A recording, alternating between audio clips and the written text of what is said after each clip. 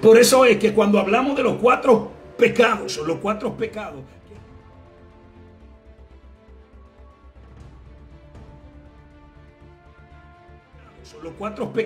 que corresponde a la primera etapa del Génesis completo. La primera etapa del Génesis se da desde el Génesis 1 al 11 y el primer pecado tiene que ver con incredulidad. Por eso es que la segunda etapa de lo que es el Génesis, arrancamos primero con un hombre de fe. Date cuenta que el primer pecado, ¿cuál es? La incredulidad.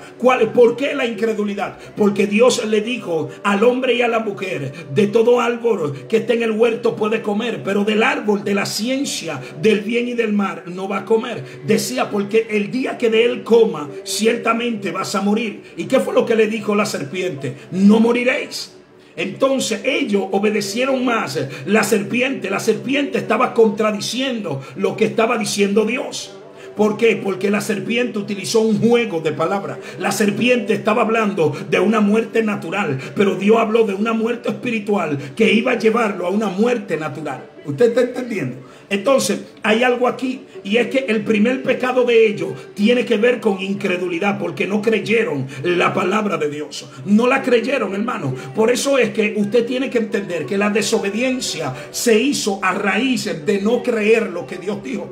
Porque si ellos creen, le dicen a la serpiente: no, Dios a nosotros Dios nos dijo que vamos a morir, y yo creo la palabra de Dios. Pero ellos no creyeron. Entonces, si usted se da cuenta, la segunda etapa del libro de Génesis, que me habla de cuatro patriarcas, el primer patriarca es Abraham. Abraham es lo contrario a la incredulidad. Cuando hablamos de Abraham, hablamos de fe. Por eso, el primer pecado tiene que ver con que con la incredulidad, pero el primer patriarca está resaltando. Por eso es que en el libro de Génesis se encuentran las dos etapas fundamentales, se encuentran los cuatro pecados, pero se encuentran las cuatro soluciones. ¿Qué es lo que te está diciendo? Que donde hay incredulidad, tú tienes que poner fe.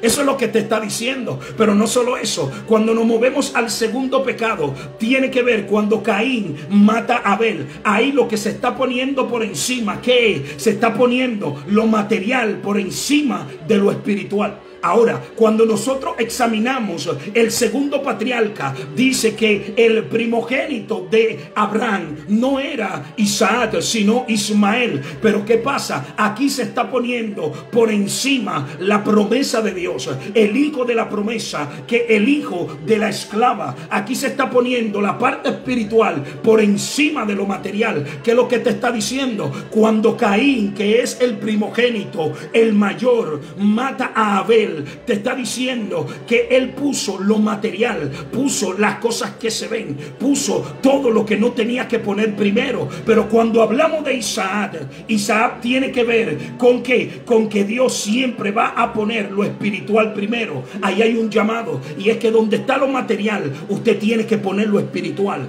Hay personas que piensan mucho en las cosas materiales, y la Biblia dice: el mundo pasa y sus deseos, pero el que hace la voluntad de Dios permanece para siempre. Entonces, cuando nosotros hablamos de todo lo que tiene que ver con el libro de Génesis, yo quiero que usted entienda, en Génesis del 1 al 11 usted va a encontrar cuatro pecados. Entienda eso. Pero en Génesis del 12 al 50 usted va a encontrar las cuatro soluciones de esos pecados. Le hablé del primer pecado. Escucha esto.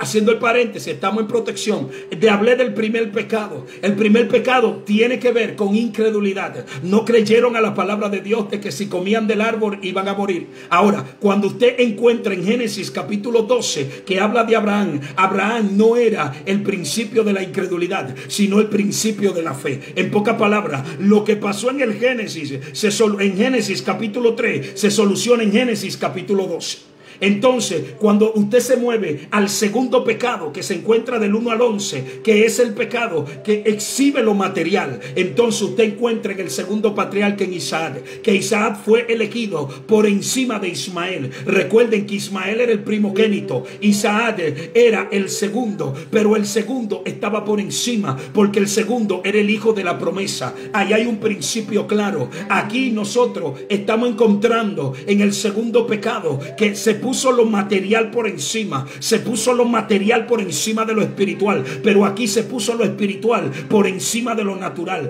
por encima de lo material. Pero encontramos el tercer pecado que se encuentra cuando los hijos de Dios se llegaron a las hijas de los hombres. Escucha esto. Cuando vino la mezcla, cuando comenzaron a mezclarse, entonces cuando vino la mezcla, de esa mezcla entonces se pobló la tierra. Eso es en el contexto de Noé. Quiero que entienda esto. Pero cuando usted busca a Jacob, que es el tercer patriarca, dice que Jacob comenzó a buscar esposa, pero fuera de su entorno. ¿Sabe para qué? Para no mezclar la raza. Por eso es que Esaú comenzó a buscar mujeres de los filisteos. Y por eso Esaú fue como que dice, amargura para Isaac y para Rebeca.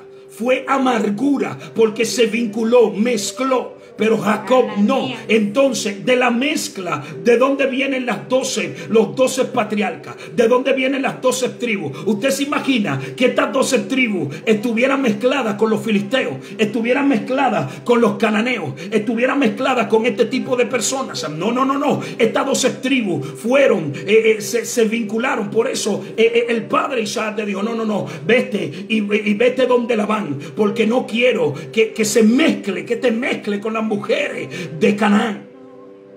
Entonces, hermano, yo quiero que usted entienda que el pecado que se dio aquí en el libro de Génesis, específicamente en el capítulo 6, usted va a encontrar la solución en el patriarca Jacob. Pero el último tiene que ver cuando estaban haciendo la torre de Babel.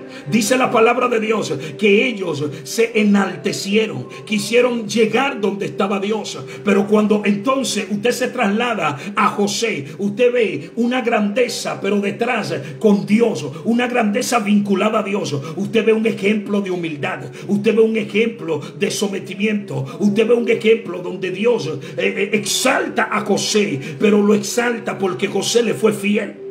Hay una gran diferencia entre las personas de la torre de Babel. Por eso encontramos 4 pecados, pero encontramos la solución. Por eso es que en el libro de Génesis, hermano, está todo. Por eso es que usted no...